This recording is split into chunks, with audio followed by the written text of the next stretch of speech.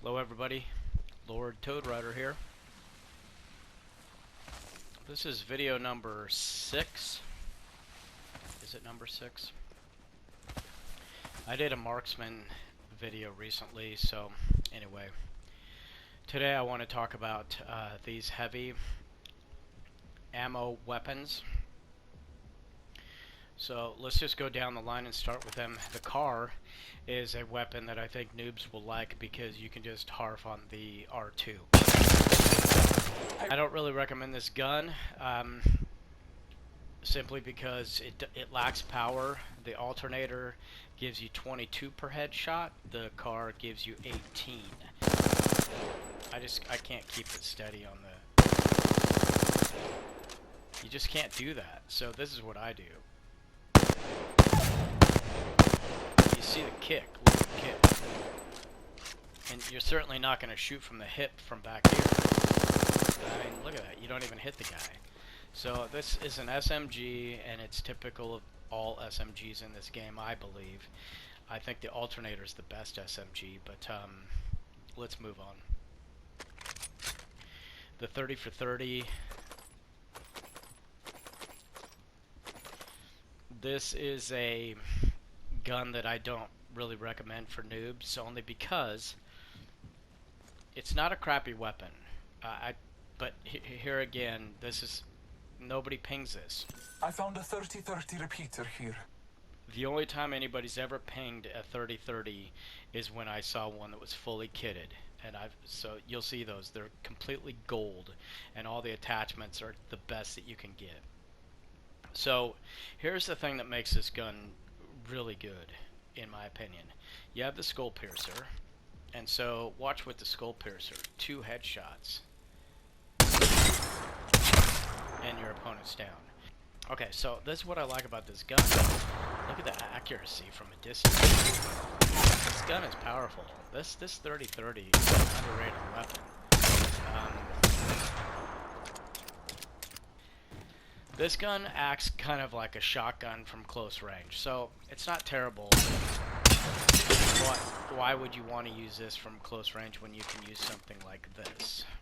The Flatline is, I think, a really good weapon for noobs because it's an automatic rifle, and you can really kind of decimate your opponents. From close up, it just doesn't get any better than this. I would use this over an SMG any day because of the power, but also because you get a little more distance out of it. Decent power from the mid-range area. This is the gun that I recommend the most of all these weapons. Okay, let's start with the Prowler, and let's give it a headshot first.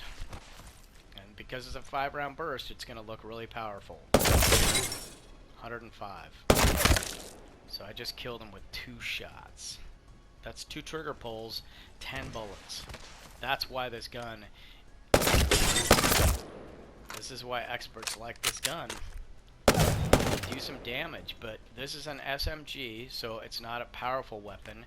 From a distance, you're gonna lose power and you're gonna lose some accuracy. You just don't want to shoot this gun from further away, so it's a gun you want to use up close. Okay, so I think some of the things that I do like about the Prowler is, okay, let's pull R2 without aiming. This is from the hip. You see how the burst makes it so that this gun never really gets fully out of control. Well, this is just as bad as it gets from the hip.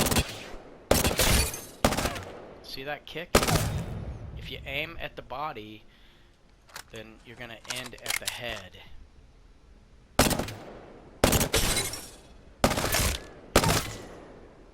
That's shooting from the hip. I mean, that's pretty good to me. So the last gun here that we'll look at is the Hemlock. here's just bare bone.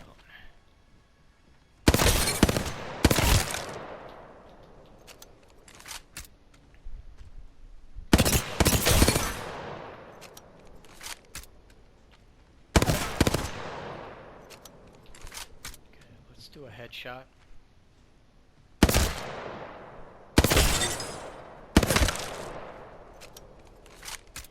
So, what are some obvious things that you see? One, we can put the enemy down pretty quick. That was 3 trigger pulls. This is a 3-round burst weapon, so 3 trigger pulls.